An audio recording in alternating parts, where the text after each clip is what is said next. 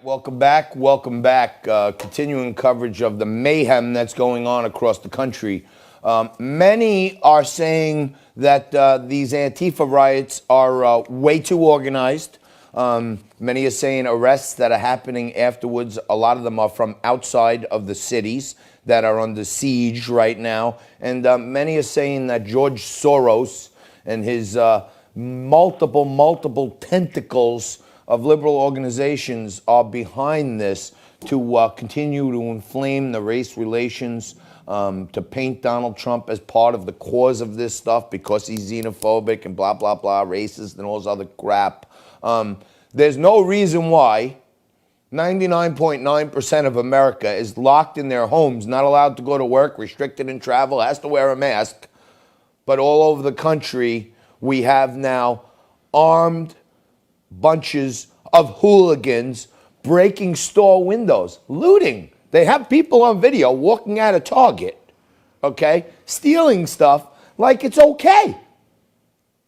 But yet you can't get a haircut right here in good old New York City. So, you know what?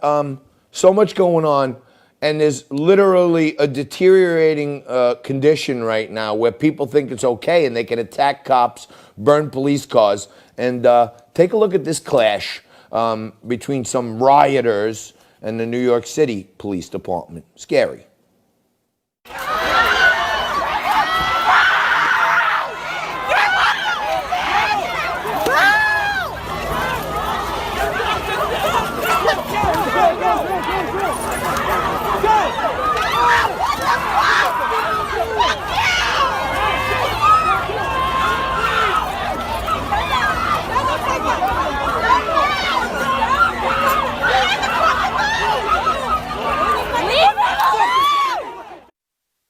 All right, sorry about that. Things get crazy in a riot, and you know it's just scary what's going on. People think, you know, in normal times, if you laid a finger on a cop, you'd get locked up. But here are guys fighting back. People are jumping on the cops' backs. They're throwing them down.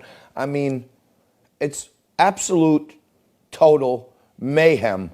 And Warren Wilhelm, right here in New York City, also known as Bill de Blasio. For those of you across the country watching on Biz TV, by the way, Mayor Bill de Blasio's real name is Warren Wilhelm. He changed his name to his mother's maiden name. Wow.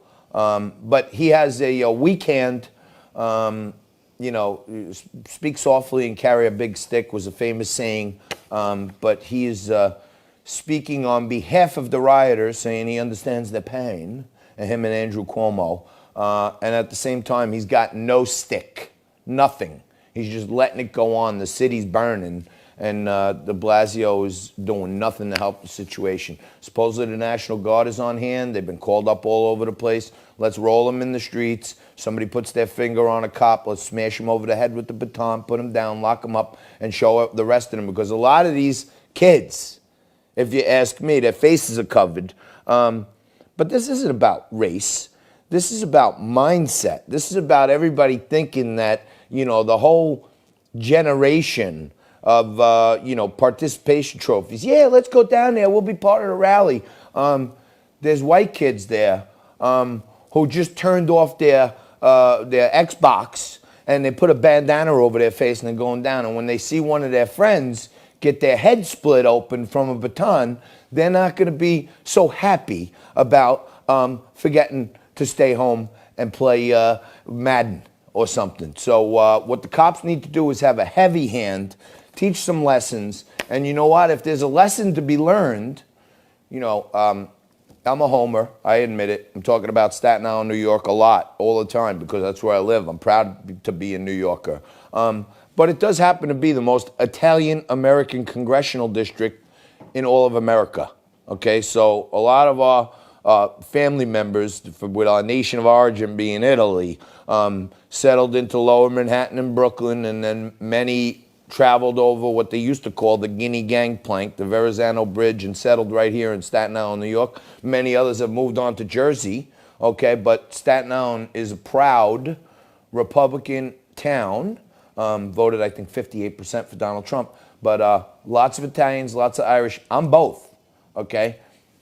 A couple of business owners. This is what de Blasio is causing to happen. There's an Italian delicacy shop here in New York City, okay? And if the mayor ain't going to protect them, you might want to take a cue from these guys if you got a small business and the rioters start coming your way. Take a look at this. Oh, he's got a rifle.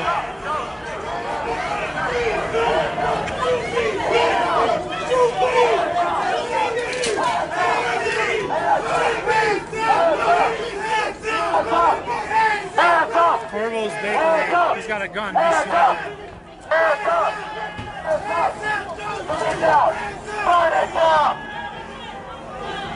That's kind of crazy. Oh! They got guns in there.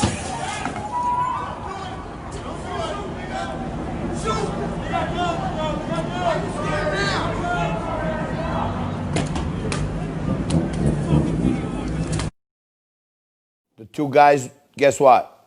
The two guys in the Italian delicacy shop, they got permits for their guns. They're standing at the door with shotguns. You want to break our windows? Come on, bring it. Somebody's getting shot.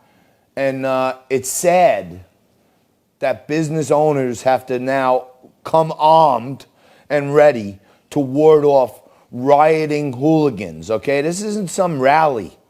This is, we had a rally last week in Staten Island to support local businesses like Bobby Catone from Unbelievable and hundreds of others who are reaching out to me. And Frank's going to join us in a little while. I want to tell you about the good things we were doing here in Staten Island yesterday, but the bad things are still going on.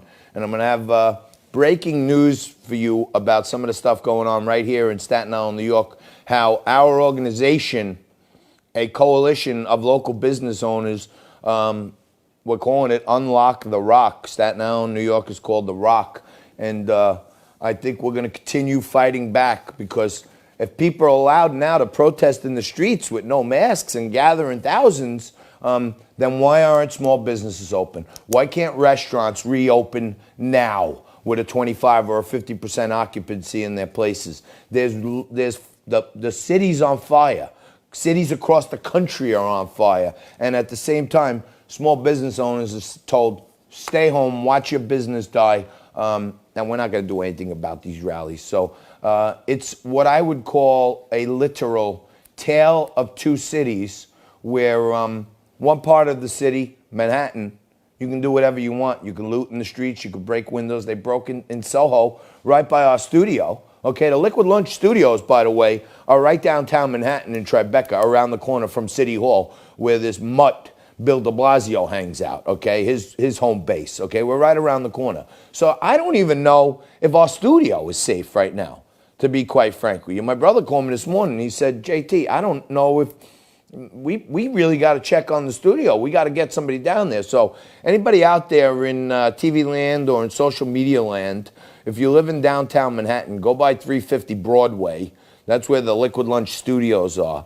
And send me a note. Send me a video or something. Let me know if it's still intact, because, I'm dying to open that studio. And you know what? I just may do it. I may just open it up, and we'll be right around the corner from the mayor. And let's see if he wants to come down and tell me that we can't do our thing. But on another note, thank you everyone who's watching on Facebook. And like I said yesterday, I would say in and out over the course of the day, 100 people came through, made donations, had a drink, got a haircut, got a tan, got a massage, got a blowout. All kinds of great things were happening, and people are wondering, like, why do we have to hide in someone's backyard to get a freaking haircut when at the same time all hell's breaking loose? Let businesses open. Let them defend themselves. You know what I mean? If I had a gun permit, I'd go sit in the studio with my brother Derek and see if anybody wants to come try to break our windows and steal our studio equipment. We have some of it here, but the rest of the studio is intact. The bars, a lot of equipment, furniture, a lot of stuff is still there. So, this may become, a Second Amendment thing, where people need to reach out to friends and invite them down to their store okay, and just hang out in the store with a licensed weapon and protect their property. And we'll see if these gamer boys and girls want to break into a store with a couple of legally armed business owners. I doubt it. We're going to take a quick break right now. Come back to you with a little more liquid lunch right after this.